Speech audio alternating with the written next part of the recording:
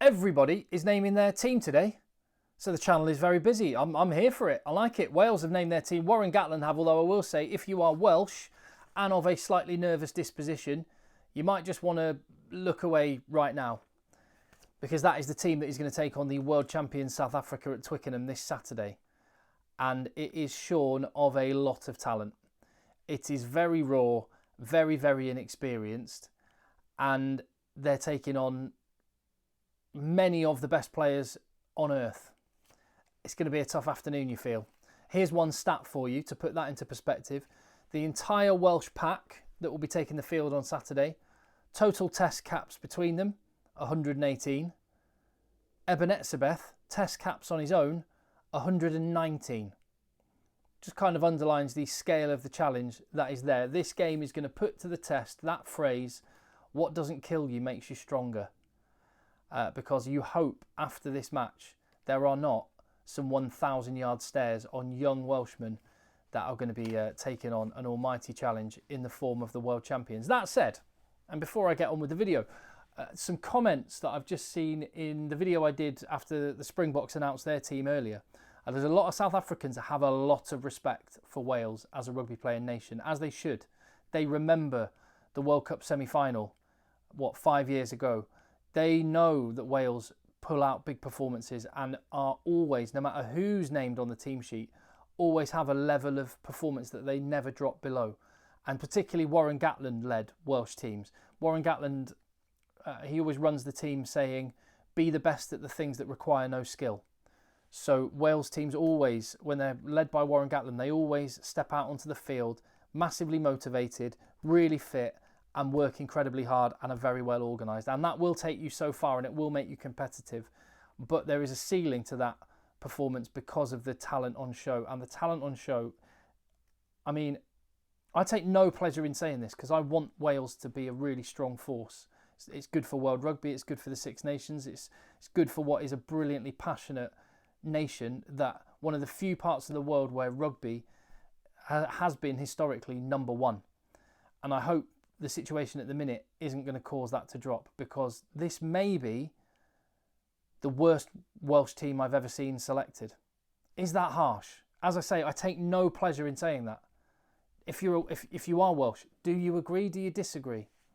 I think there's an argument that it is. Now, there are reasons for that. Wales are without their English-based players, French-based players. So there's a lot of good players there that they cannot pick as a consequence. There's players that are injured, like the skipper Jack Morgan. They've just had a generational talent's worth of players leave the side, and Warren Gatland's had to reinvent it. And all of this is aside from the fact that the WRU is an absolute basket case, and it's 10 years of mismanagement, underfunding, and just being a complete and utter administrative mess that has got Wales into this situation. And you hope they can find a way out of it. And in fact, when you think about it like that, Wales and Australia playing each other in a few weeks, it's kind of like the basket case bowl, isn't it? Between the two worst run unions on earth. So I take no pleasure in saying that. Again, these players deserve better. The fans deserve better.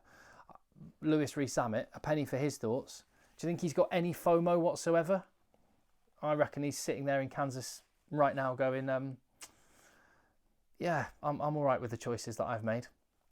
As for the team itself, so front row, let me just go through it unit by unit. Front row, do you know what? That's fine. It's kind of as good as you can select. Actually, all right. Second row, now the concerns come in. Ben Carter, promising young player, only 23. Then they're without Dafydd Jenkins. They're without Will Rowlands.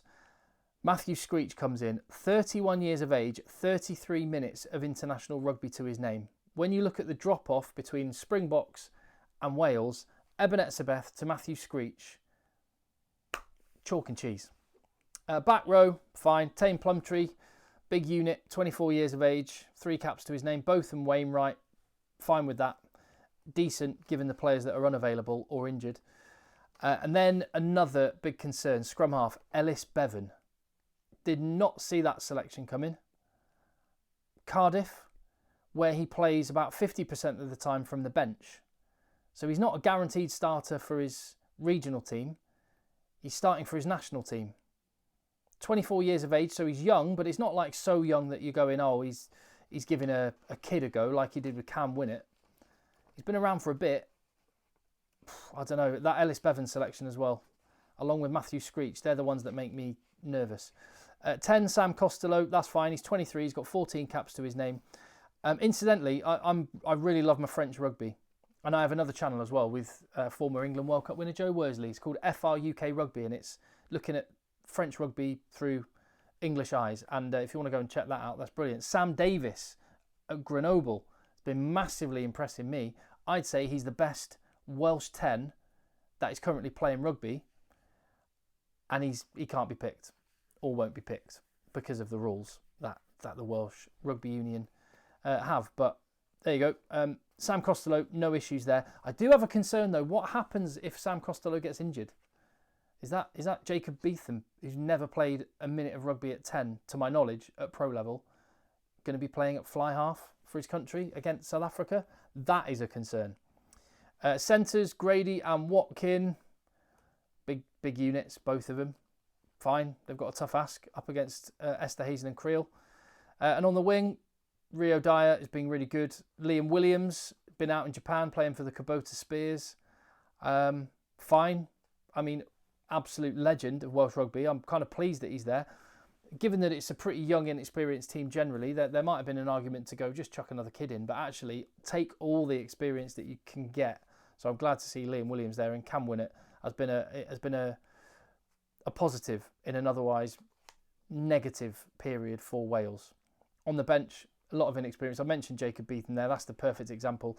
He's made 7 starts in his professional career. He's 23 years of age, and he's probably going to make his debut for Wales. I can imagine the memes are already going to get fired up. Ones like you're going to see this in your feed, possibly Saturday evening. But like I said, South African fans have got absolute respect for Wales. They're not expecting this to be easy. And I think there's some merit in that. Like I say, Wales will be organised, they'll be motivated, they can make life tough, particularly when, for all the brilliant players South Africa have got, they are going to be up against a relatively ungelled South African team. They haven't been together for a while, and there's some new combinations there. I have just had a go at knocking up a combined team. If I were taking the whole Welsh 23 and the whole South African 23 and I were putting them together, and it's basically 23 South Africans and a couple of toss-up positions. I could quite happily have gone with Edwill van der Merwe, but I've chucked in Liam Williams on the wing, and I could well have gone for Evan Roos in the back row.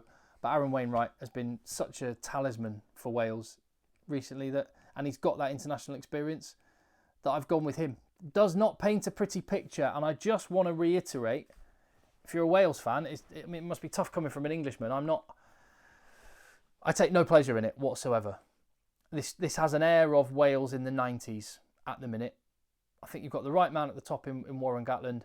You've got a bunch of clowns running the WRU, and you've got a load of players that are doing their absolute best to go and wear that jersey with pride. It's going to take a long time to sort out some of the fundamental issues, which means that when there are a few injuries or are a few unavailabilities, the situation looks like that. Tell me what you think in the comments down below. I don't hold out much expectation other than a comfortable South African victory at the weekend.